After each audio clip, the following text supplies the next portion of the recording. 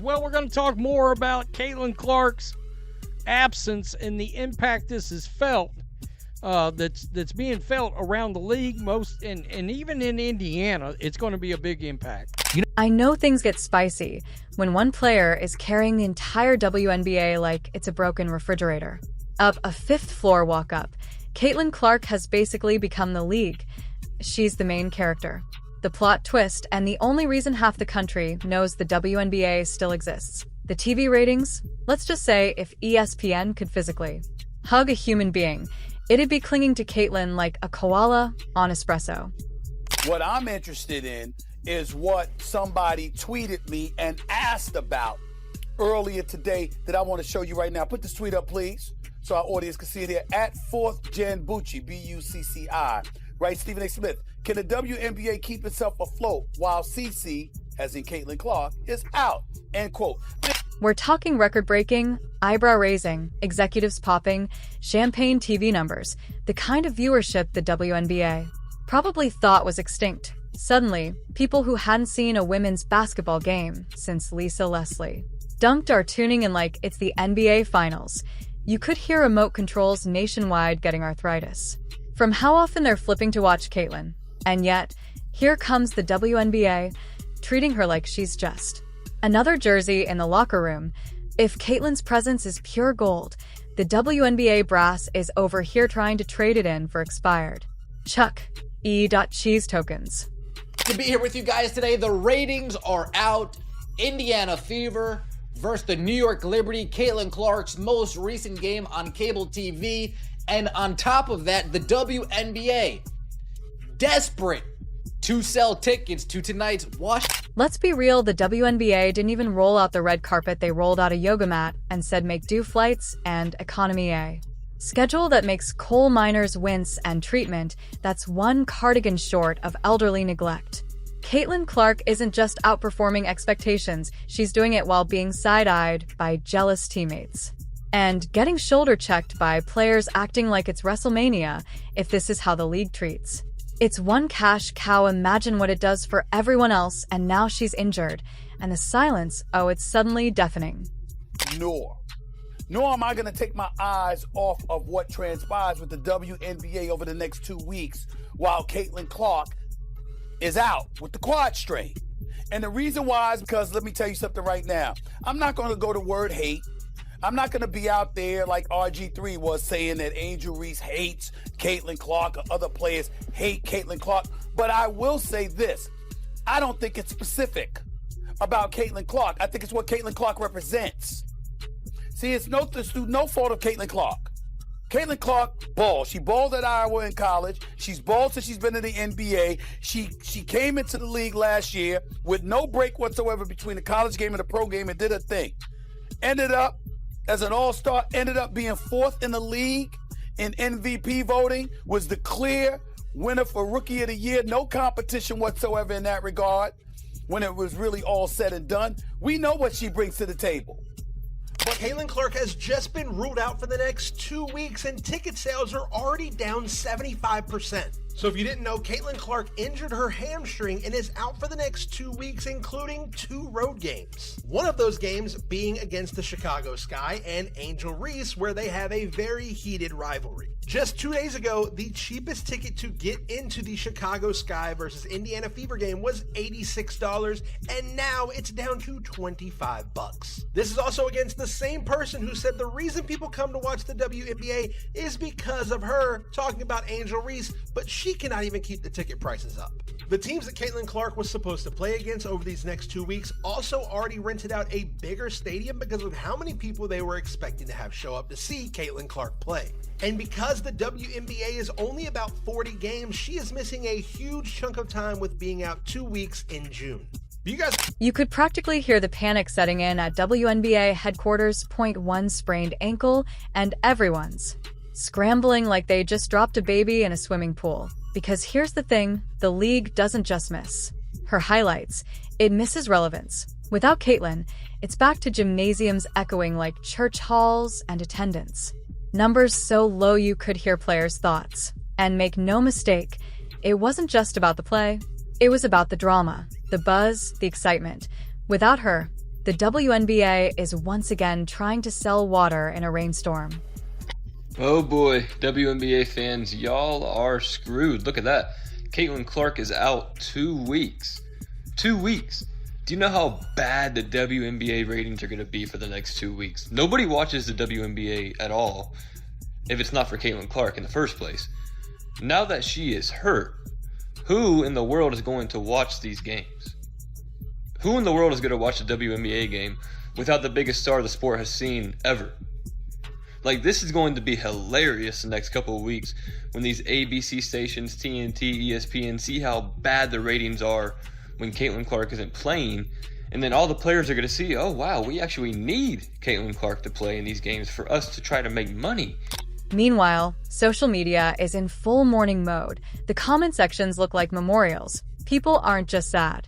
They're angry because they knew this was going to happen. You run a player into the ground, schedule back-to-back games like it's a punishment, and then act surprised when she goes down. Caitlin's been treated like a one-woman circus act, expected to perform miracles while everyone else folds their arms and pretends she's just lucky to be there.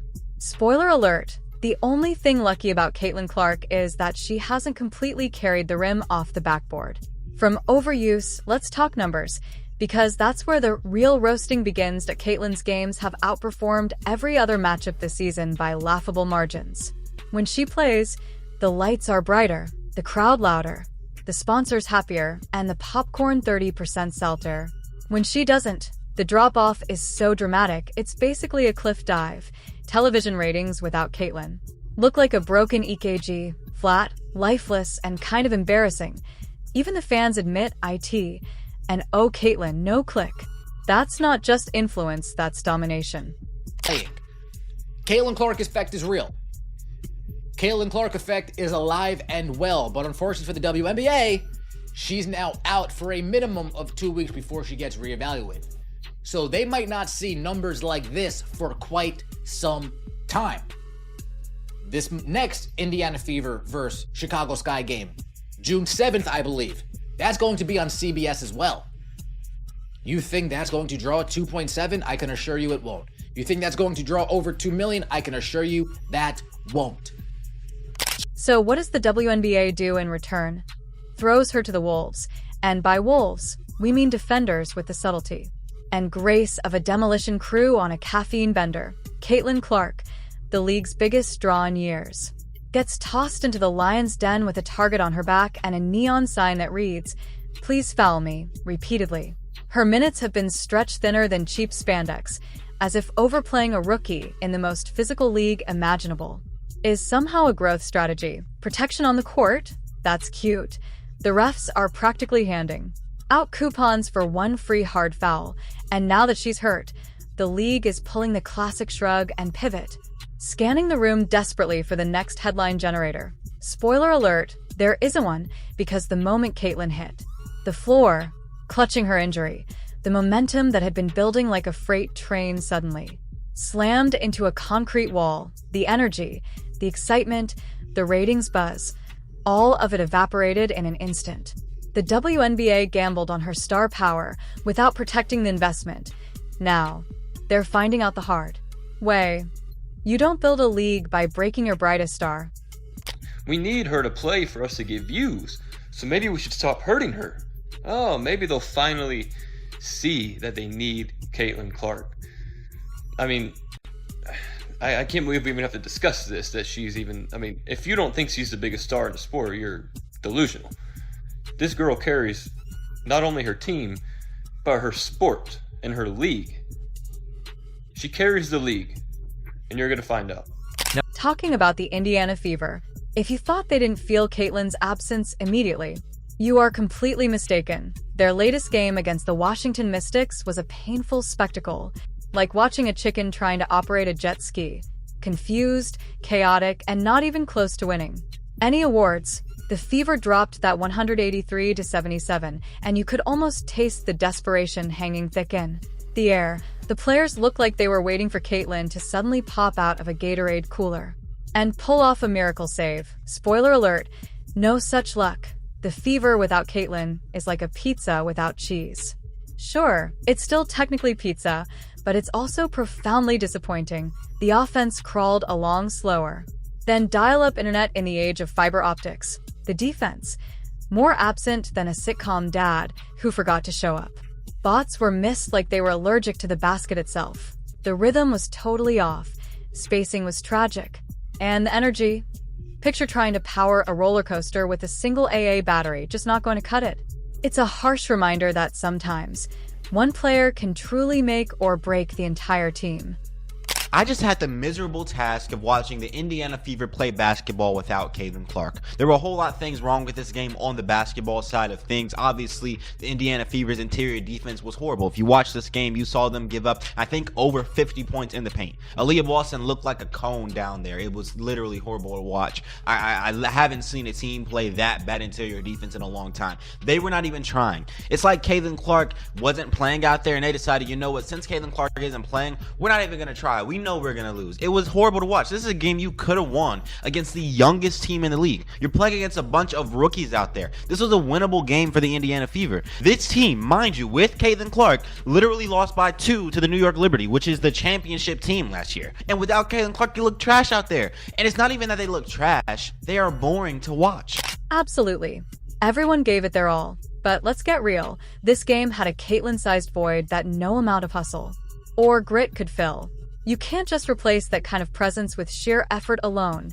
And 0-1 on the Fever drew defenders, like she does, forcing the opposition to constantly adjust and scrambled, and 0-1 created those clutch opportunities that turned the tide when things looked bleak, and most importantly, no one ignited that intangible spark, the hey, maybe we can pull this off vibe that keeps a team believing deep into the fourth quarter. Instead, the team looked like it was running on empty, desperately trying to fill the Caitlin-shaped hole with a collective "We got this." That came off more like a pleading whisper than a battle sea. Our YIT was a team performance that practically screamed, "Please come back." Louder than a rom-com, ex holding a boombox outside your window. Desperate, hopeful, and painfully obvious. Meanwhile, the Mystics came out smelling blood and didn't just win, they absolutely feasted. Watching them was like witnessing a school of piranhas stumble upon a lone vulnerable fish.